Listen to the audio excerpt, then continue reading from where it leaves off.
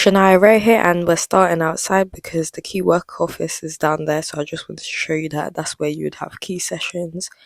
And now we're going inside for the main event. Sorry for my voice, I'm quite unwell, like I have a cold. But yeah, now we have like the iconic no smoking signs, all the like posters they have. Obviously the fire action notice. What else is there? Equal opportunity statement, health and safety statement, how to complain, which is always good, their values, and safeguarding. Safeguarding is very important in this system, and yes, it is everybody's responsibility. So yeah, there's lots on that. There's also a bunch of like contacts for helpful services if you are experiencing like negative stuff, and yeah, that's really good, especially if you're someone who doesn't know where to go. Obviously you see like two doors on the left and right. Right here is just fire documents, blah blah blah. I don't know the floor plan, but those are other people's places, and some of them places are shared. The place I'm going to be showing you is like a contained flat, and I think there's only like 3. Down here's just some random door. I think that thing outside was like a garden. Now quickly, I just wanted to talk to you about some of the cons of this place. So now first of all, there's no Wi-Fi in this place, so you will have to provide your own internet connection, which can be quite expensive, and there's no washing machine, which can be inconvenient because you have to use laundrette facilities. And now for the main event, drumroll please,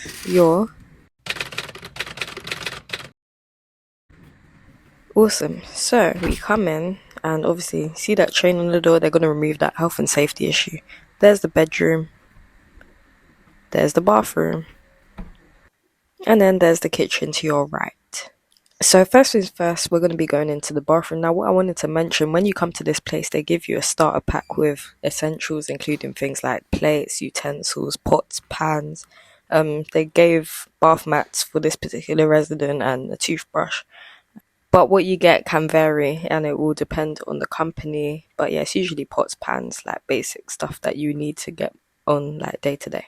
In this place, you're responsible for minor fixtures such as the light bulb, bathroom rail. If that was to come off, you'd have to fix that. So the company Oasis Housing Support runs this property, and they will give you access to education, training or employment. They will give you support to set up benefits including universal credit and housing benefits. And they'll give you support and guidance to pay rent and or service charge and learn budgeting skills and sustaining tenancy. They will also help you to develop good cleaning habits and good hygiene, cooking skills like healthy meals competence, and you'll have access to grants and opportunities within the locality. And they'll help you access specialised services such as mental health, substance misuse, etc.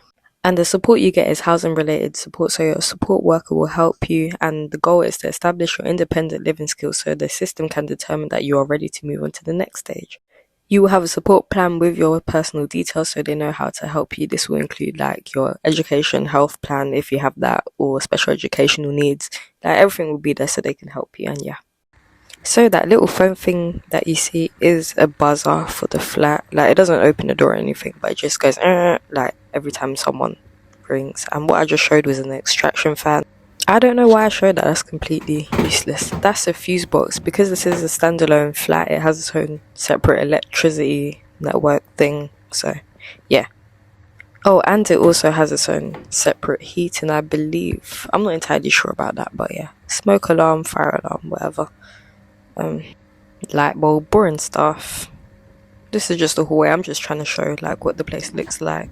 And now here's the kitchen. So there's no washing machine, as I mentioned before, and there was no microwave, so the resident had to buy a microwave. Things like a cooker and the fridge, they will always like be there in supported accommodation because they have to provide that. Yeah, if you were to have any issues with like the heating, you would contact the key worker and then they'll put it through on their system and get someone out to fix it. If you had any major fixtures, you would have to speak to the key worker, and yeah, they would have to put someone through to fix it. And you know what, to be fair, sometimes it can be a long process as well. It could take weeks. Things like heating, especially in winter, it's usually quick. Another thing I want to mention about this place is that it's near trains. Like the train station is literally right outside that window that you see, and that makes the network terrible. Well, not for me because I have a different broadband, but if you have EE, you might not want to come here. No shade, no shade. But yeah, like the network is awful sometimes. It can be inconvenient. And look, it's the Shard. Wow. I don't know what to say, and like that's the trains. But yeah, you have a nice view. It's really nice.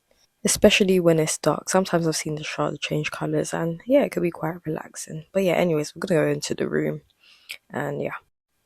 So when we get into the room, one thing I want to say about this room is that it's a decent size. If you have a lot of stuff, like you would not struggle here.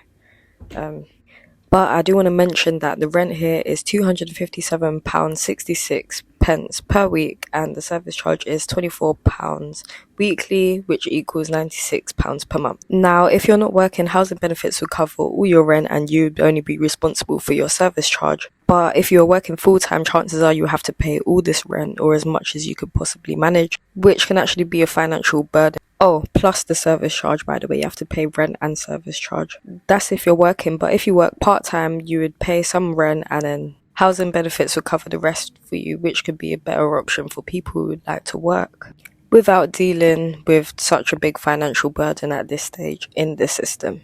But yeah, here I'm just showing you the view, and this is not my place, by the way. So if you have any questions, yeah, put them in the comments below and I'll try my best to answer them, bearing in mind that I don't live here. But yeah, I hope you found this useful. This is Shania Ray, and I'm out.